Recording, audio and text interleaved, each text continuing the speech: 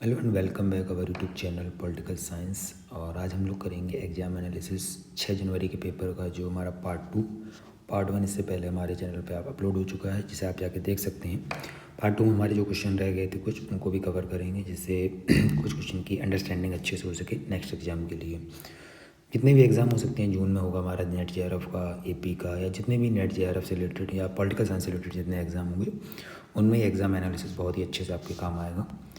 Start करते हैं अपने एनालिसिस के साथ में। तो आप हमारे टेलीग्राम चैनल के साथ ज्वाइन हो सकते हैं, जिससे लेटेस्ट नोटिफिकेशन और वीडियोज़ के नोटिफिकेशन आपको टाइम टू टाइम मिलते रहते हैं। ये क्वेश्चन आया था, अरे in the following constitution amendment provisions as per the inclusion in the chronological order. हमारे जो भारतीय जो संविधान में या फिर अमेंडमेंट हुए कुछ हैं, डिसीजन हैं, उनसे रिलेटेड ही पूछा गया था कि ये इनको क्रोनोलॉजिकल में लगाइए। और आजकल एनटीए पूछने ही लगातार यही चीज़ें पूछ रहा है। तो पहला पूछा था स्टेटमेंट में दिल्ली के संबंध में विशेष प्रावधान कब हुए। उसके बाद पूछा सहकारी समितियों को बढ़ावा, यानी कि कोऑपरेटिव सोसाइटी प्री पर्स को कब समाप्त किया गया। उसके साथ पूछा था विधानमंडल में महिलाओं का प्रतिनिधित्व, जिसे कहते हैं हम लोग नारी शक्ति वंदन अधिनियम, जो भी आया। मंत्रिपरिषद में मंत्रियों की कुल संख्या लोकसभा विधानसभा की संख्या के 15% से अधिक नहीं होगी। ये किस संविधान संशोधन और कहाँ कहाँ अमेंड हुआ, ये भी आपको बताना है। तो इसके बारे में मैंने ऐड किया है कि किस किस से कैसे हुआ। तो पहला था कि प्रीवी पर्स मामला जो था 1971 में समाप्त किया गया इंदिरा गांधी द्वारा, और कॉन्स्टिट्यूशनल अमेंडमेंट आपको ध्यान रखना है 26 था, ठीक है। और दिल्ली के संबंध में विशेष प्रावधान special provision with respect of Delhi 1991 में होता है। इसे कैपिटल ऑफ टेरिटरी बनाया जाता है, यानी भारत की राजधानी नई दिल्ली को। और 69 कॉन्स्टिट्यूशनल अमेंडमेंट होता है उसके साथ में। मंत्रिपरिषद संख्या जो 15% से अधिक नहीं होती थी, उसको 2003 में अमेंड किया जाता है 91 संविधान संशोधन से, यानी कि 26 प्रीवी पर्स हो गया। दिल्ली के संबंध में जब हमारे प्रावधान किए गए तो 69 कॉन्स्टिट्यूशनल अमेंडमेंट। एंड मंत्रिपरिषद में मंत्रियों की कुल संख्या जब बढ़ाना नहीं था तो उसको करना था 91 संशोधन 2003। सहकारी समितियों वाला था 97 कॉन्स्टिट्यूशनल अमेंडमेंट 2011, ध्यान रखना आपको। और उसके साथ में जो 128 इसे हम लोग अमेंडमेंट बिल था 106 के तहत जो पास हुआ है 2023 में, और पेंडिंग अभी इम्प्लीमेंटेशन है। बट अगर देखा जाए सबसे पहले होता है 1971 में आपका प्रीवी पर्स, 1991 में नेशनल कैपिटल ऑफ टेरिटरी बनाया जाता है ऑफ दिल्ली को, इसमें स्पेशल प्रावधान किए जाते हैं। और मिनिस्ट्री जो संख्या 15% से अधिक नहीं होगी, उसे 2003 में किया जाता है 91 कॉन्स्टिट्यूशनल अमेंडमेंट से। सहकारी समिति जब ऐड की गई थी, जिसे हम लोग कहते हैं ZH से, तो वो आया 2011 में 91 संविधान संशोधन से। और 2023 में आपको पता है कि 106। आपको कमेंट सेक्शन में क्वेश्चन का जवाब देना है कि जो 106 आएगा कब लागू होगा, कब से मतलब चालू होगा, और उसका जो क्लॉज है यानी कि कब तक वो लागू रहेगा, कितने ईयर तक, वो भी आपको कमेंट सेक्शन बताना है। हम लोग बढ़ते हैं नेक्स्ट क्वेश्चन पे। अब पूछे बेसिक सा क्वेश्चन है, अगर आपने इसे कहते हैं IR का बेसिक पढ़ा तो आप ये क्वेश्चन कर लेंगे। कौन सा विचारक अंतर्राष्ट्रीय संबंधों की यथार्थवादी शाखा से संबंधित नहीं है। ये भी देखिए पढ़ना पड़ेगा आपको, नहीं है तो स्टीफन वॉल्ट है या नहीं ये बताना है। John Mearsheimer, Kenneth Waltz, Woodrow Wilson and Immanuel Kant. तो आपको साफ साफ दिख रहा है कि 2 तो कहीं से भी नहीं हो सकते, और 3 आपके रियलिस्ट हो जाएंगे, 2 आपके एटलिस्ट हो जाएंगे, ठीक है। तो D और E। Answer is 4। मैंने इसलिए एक स्लाइड ऐड कर देता हूँ जिससे आपको हेल्प हो सके, नेक्स्ट एग्जाम में भी आपको कभी आ जाए तो उससे रिलेटेड। स्टीफन वॉल्टज हमारे डिफेंसिव में आते हैं, और डिफेंस में कौन कौन आता है आपको बताना कमेंट सेक्शन में। डिफेंसिव क्या है basically, defensive relation is known for is balance of thread theory. इनको जाना जाता है बैलेंस ऑफ थ्रेड थ्योरी के लिए। जॉन मेयरसाइमर को जाना जाता है आपके ऑफेंसिव से रिलेटेड, ठीक है। उसके बाद में केनेथ वॉल्टज को जाना जाता है founder of new realism, structure realism. इसी को हम लोग कहते हैं डिफेंसिव रियलिज्म। अब केनेथ वॉल्टज उसमें आ जाते हैं, ठीक है। और कहा किसने था, जॉन मेयरसाइमर ने। वुड्रो विल्सन आइडियलिस्ट हो गए, जिन्होंने लीग ऑफ नेशन के बारे में, कलेक्टिव सिक्योरिटी के बारे में बात की, आइडियलिज्म एंड लिबरलिज्म के बारे में, ये आपको ध्यान रखना है। और इमैनुअल कांट जैसे हम लोग कहते हैं परपीचुअल पीस, जिन्होंने बुक लिखी, तो उसके बारे में बात करते हैं, ठीक है। कॉपरेशन और रियलिस्ट स्कूल से संबंधित इनका नहीं है। नेक्स्ट क्वेश्चन है, कह सकते हैं ये पेपर 1 का क्वेश्चन होना चाहिए था, बट अब दिया है पेपर 2 में, तो क्या ही इसका कुछ हम लोग तो बदल नहीं सकते। बट करते हैं, गूगल की शुरुआत कब हुई, फेसबुक कब हुआ। तो सबको लगभग आइडिया होगा कि जो आपका फेसबुक की शुरुआत थी वो 2004 में हुई थी। तो जहाँ B का सेकेंड हो वहाँ कर दीजिए, ये भी नहीं है, ये भी नहीं है, ठीक है। 2 हो सकते हैं, एक अपन हो जाएगा। गूगल की शुरुआत हुई 1998 में, ठीक है। अब ये ध्यान रखना आपको कि माइक्रोसॉफ्ट की जो स्थापना हुई थी 1975 में हुई थी, ये आपको गौर करके ध्यान रखना पड़ेगा, क्योंकि माइक्रोसॉफ्ट के बाद एप्पल आया था। तो उसके बाद आपको ध्यान रखना है कि माइक्रोसॉफ्ट की हुई 1976 में। तो आपका सी का थर्ड यानी कि बी ऑप्शन आपका सही हो जाएगा। गूगल की शुरुआत 1998, फेसबुक से 2004 और माइक्रोसॉफ्ट की स्थापना 1975 एंड 1976 एप्पल कंप्यूटर की स्थापना। ठीक है, तो पेपर 1 में भी आ सकता था क्वेश्चन और आगे भी आने के चांसेस रहते हैं इस तरह के क्वेश्चन की। कुछ क्वेश्चन हैं इस तरीके की कि अब आपको आगे आएंगे लगभग मैच द फॉलोइंग क्वेश्चन ज़्यादातर पूछे गए थे, तो वो भी हैं। मैक्स वेबर, आइजैक बर्लिन, रोजा लग्जमबर्ग, मिल्टन फ्रीडमैन, इनकी बुकें दी हैं, आपको उनको मिलाना है। तो अगर आप थोड़ा सा भी आइडिया रखेंगे आइजैक बर्लिन की बुक का, तो 4 एसे ऑन लिबर्टी बी का 4th होना चाहिए। इसमें भी बी का 4 नहीं है, इसमें भी बी का 4 नहीं, इसमें भी बी का 4 नहीं है, तो आपका आंसर हो जाएगा ए का 1, बी का 4th, यानी कि मैंने ऐड कर दिए। Max weber economy and society book के बारे में बात करते हैं। Isaac Berlin 4 essay on liberty, इससे पहले आई थी 2 कॉन्सेप्ट ऑफ लिबर्टी। और रोजा लग्जमबर्ग की social reform and revolution and Milton Friedman की बुक का नाम है कैपिटलिज्म एंड फ्रीडम।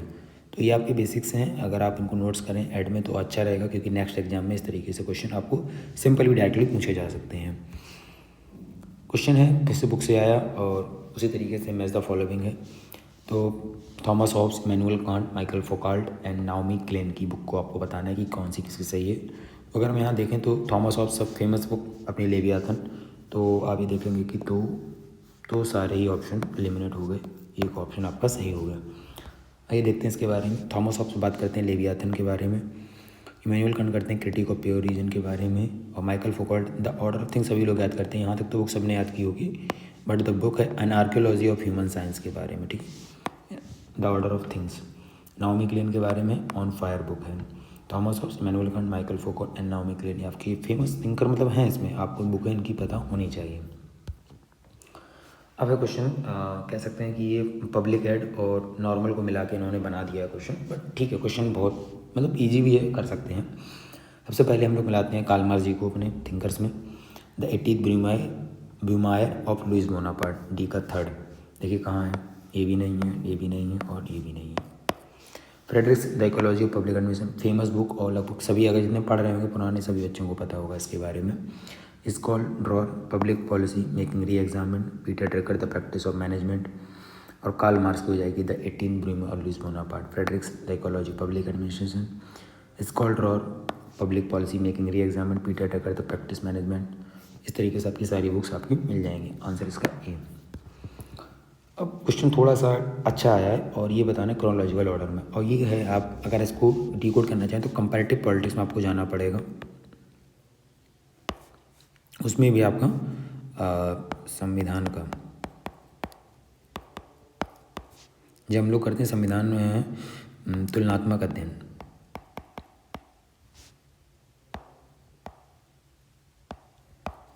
उसमें किसका, ब्रिटेन का, यूके का, और उसके बाद में नहीं सॉरी यूएसए का, और उसके साथ में भारत का भी, स्विट्जरलैंड का। ठीक, उससे क्वेश्चन ब्रिटेन से उसने अच्छा क्वेश्चन बनाया कि ये पूछा है कि इसमें जो स्टेटमेंट को क्रोनोलॉजिकल में लगाइए। अब थोड़ा ट्रिकी है और लोगों को नहीं पता होगा, बट इसके बारे में मैंने ऐड किया है कुछ ढूंढ के अपना डेटा। सबसे पहले है राजा जॉन। अब किंग जॉन है, किंग जॉन जो फर्स्ट थे, उन्होंने मैग्ना कार्टा पर हस्ताक्षर करने के लिए उन्हें मजबूर किया गया था। आंसर इसका 4 रहेगा, ये ऊपर लिखा है। क्या हस्ताक्षर क्यों किया गए थे, क्योंकि इनको रॉयल पावर को उनको कम करना था। बेसिकली जब इन पे साइन करा लिए गए हस्ताक्षर इस पर मैग्ना कार्टा पे, तो क्या हुआ कि जो रॉयल पावर थी उनकी, जो उनको हम लोगों ने लीगलिटी के साथ में थोड़ा कम कर लिया। ठीक है, फिर ये ऑप्शन था, मतलब ये स्टेटमेंट कहता है कि चार्ल्स प्रथम को अधिकार याचिका स्वीकार करने के लिए मजबूर किया जाएगा। ठीक है, अब क्या हुआ कि जैसे ही वहाँ मैग्ना कार्टा चल रहा था, धीरे धीरे करके 1628 में पटिशन ऑफ राइट जो अधिकार की बात थी उस पर साइन करा लिया गया। किंग की पावर को धीरे धीरे कह सकते हैं, राजा की पावर को धीरे धीरे घटाया जा रहा है। पहले king John first and that आपका चार्ल्स प्रथम, सब लोग अधिकतर जो ब्रिटेन हम लोग पढ़ते हैं जब अधिकारों के बारे में, तो अधिकतर लिबरलिज्म के बारे में हम लोग पता चल जाता है। उसके बाद में ब्रिटेन में अधिकारों की मांग लगी 1618, यानी सभी को पता है 1689 में ब्रिटेन में बिल ऑफ राइट की मांग हुई और पास भी हुआ। ग्लोरियस रेवोल्यूशन के बाद में parliamentary power over the monarchy, यानी संसद की सर्वोच्चता लाने की कोशिश की गई।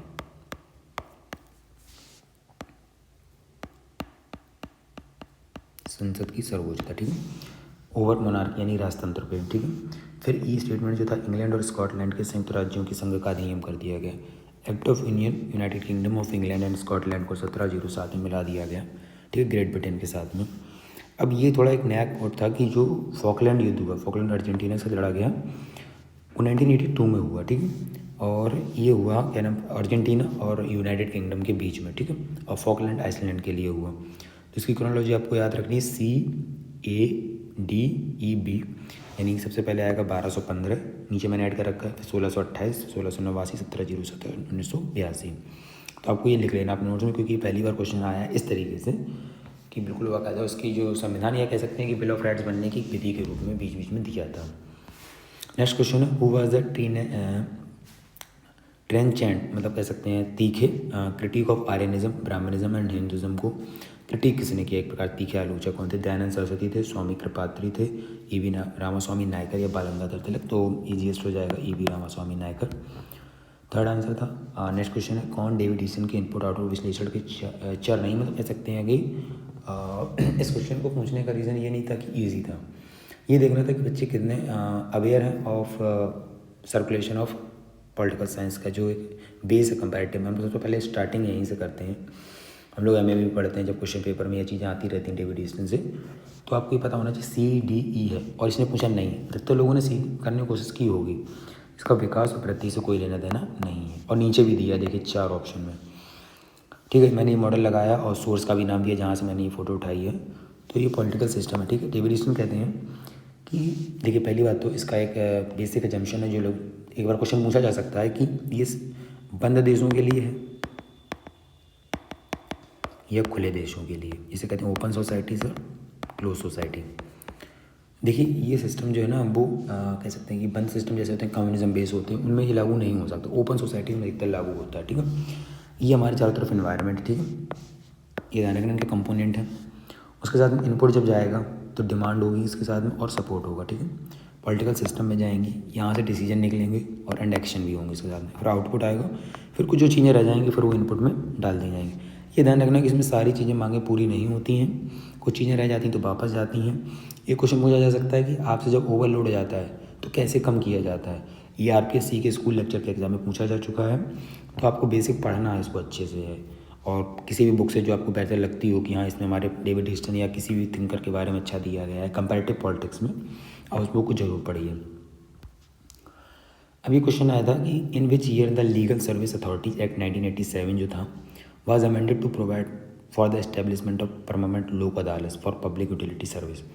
एक विधिक सेवा प्राधिकरण अधिनियम था 1987 में संशोधन करके ये बताया गया कि स्थायी लोक अदालतों की स्थापना करने का प्रावधान मतलब कब बदला, मतलब बढ़ाया गया, बेसिकली ये बात पूछ रहा है। तो इसका आंसर है 2002। इसके बाद थोड़ा मैंने ऐड किया है क्योंकि ये फैक्ट थोड़ा कम मिल सकता है। तो विधिक सेवाएं प्राधिकरण जो अधिनियम था 1987 का, लीगल सर्विस अथॉरिटी एक्ट था 1987 में 2002 में अमेंड किया गया। इसका मतलब क्या था आपको मैं बेसिक बताता हूँ कि होता क्या है कि जो कुछ झगड़े होते हैं अदालतों पर इतना ज़्यादा लोड है, इनको कम करने के लिए लोग अदालतें बनाएंगे, और भी स्थायी, क्योंकि पहले बनाई गई थी अस्थायी। 2002 में अमेंड करके 22A और 22E की जो धाराएं थी उनमें अपडेट करके इसको मैंडेटरी प्री लिटिगेशन काउंसिलेशन की व्यवस्था की गई और स्थायी बनाया गया। अब इनकी उपयोगिता कहाँ कहाँ है?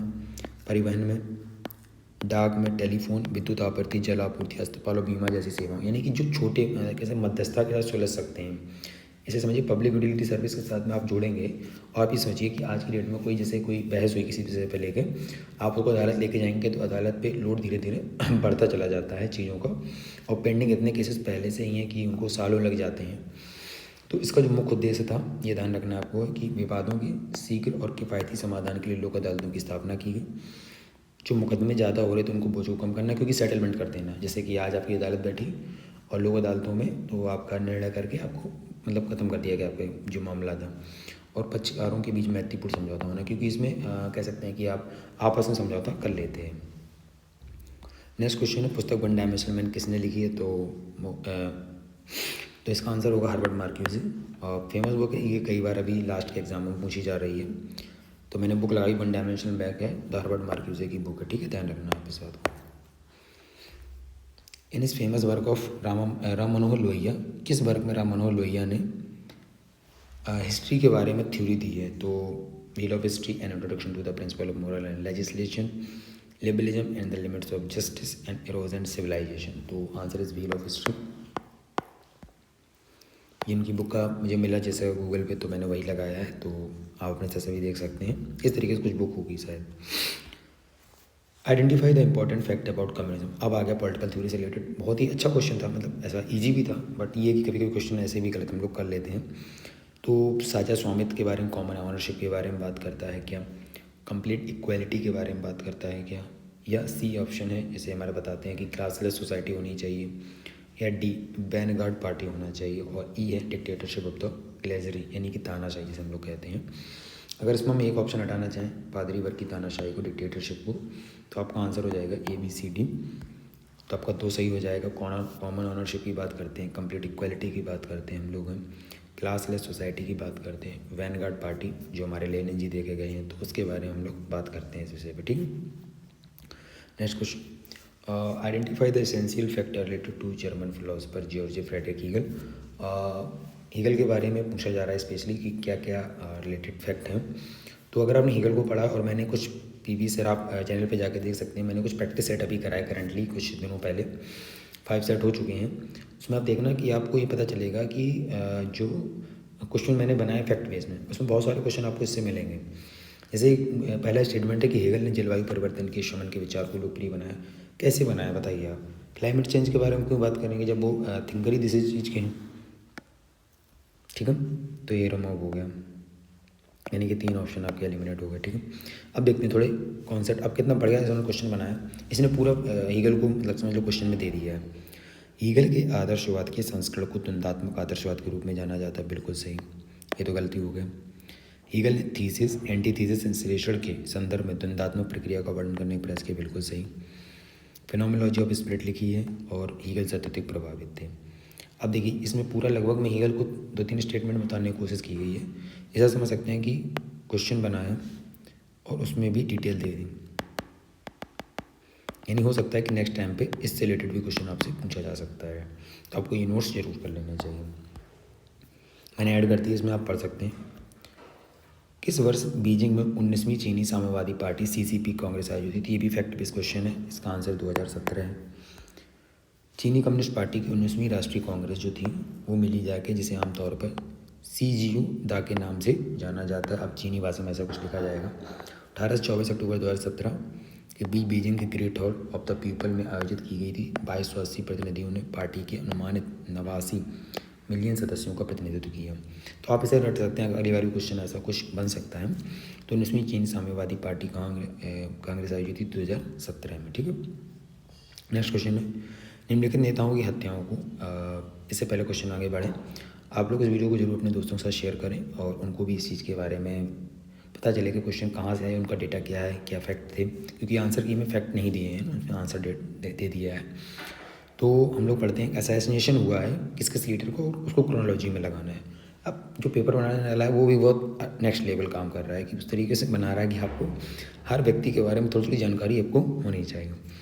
John F Kennedy, Ziaur Rahman, SWRD भंडार नायके, ओलोफ पाल्मे, पिट जाक रॉबिन। तो इसमें सबसे पहले हम लोग स्टार्ट होगा, सी ऑप्शन होगा, थर्ड ऑप्शन। तो कैसे हम इसके बारे में थोड़ा पढ़ते हैं। SWRD भंडार नायके जो थे 1959 में जो प्रधानमंत्री रहे श्रीलंका के, 1959 में बुद्धिस्ट मॉन्क ने उनका हत्या कर दी थी। ठीक है, ध्यान रखना आपको 1959 ये रहा। ठीक है, बुद्धिस्ट मॉन्क। ठीक है, जॉन एफ कैनेडी थे, प्रेसिडेंट थे USA के, 1963, ये आपको ध्यान रखना है। इनकी हत्या कर दी गई। जियाउर रहमान की भी बांग्लादेश के प्रेसिडेंट बनते 1981 में इनकी हत्या होती है। चिटगांव ड्यूरिंग ए मिलिट्री को अपने ऊपर हमला करके इनको ख़त्म कर दिया। ठीक है, ओलोफ पाल्मे ये प्राइम मिनिस्टर है स्वीडन के, 1986 में इनकी हत्या होती है स्टॉकहोम में। पिटजाक रॉबिन और प्राइम मिनिस्टर इसराइल के 1995, और टेल एवे बाई जूइस एक्सट्रीम जो थे उन्होंने इसकी हत्या कर दी थी। तो 1959 यानी कि आपके हो जाएंगे भंडार नायक के, 1963 जॉन एफ कैनेडी, 1981 आपके हो जाएंगे जियाउर रहमान, और 1986 में हो जाएंगे ओलोफ पाल्मे, 1995 में हो जाएंगे पिटजाक रॉबिन। तो इनको आप नोट कर सकते हैं अपने नोट्स में, जैसे आपको आगे के लिए कभी क्वेश्चन आ जाए तो आप डील कर सकें। द्वितीय डोनाल्ड ट्रंप प्रशासन में प्रस्तावित विदेश मंत्री कौन था, ये पूछा जा रहा है।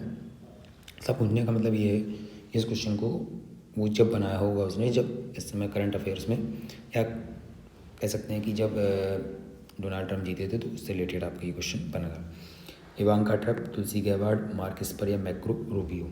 आंसर इसका है मैक्रो रूबियो। इसमें मैंने थोड़ा ऐड किया डिटेल, आप इसको जरूर नोट कर लेना। डोनाल्ड ट्रम्प ने फ्लोरिडा के सीनेटर हैं मार्को रूबियो, उनको विदेश मंत्री बनाया है, ठीक है। और इसके अलावा मैट गेट्स को अटॉर्नी जनरल और तुलसी गबार्ड को राष्ट्रीय खुफिया निदेशक के रूप में नियुक्त किया। ये भी ध्यान रखना, इसमें तुलसी गबार्ड भी दिया था गैबार्ड का। तो तुलसी गैबार्ड आपके हो जाएंगे खुफिया निदेशक। दो नाम हो जाएंगे तुलसी और मैट गेट्स, इनको आपको नोट जरूर कर लेना है। ये है अटॉर्नी जनरल और तुलसी गबार्ड हो जाएंगी राष्ट्रीय खुफिया निदेशक।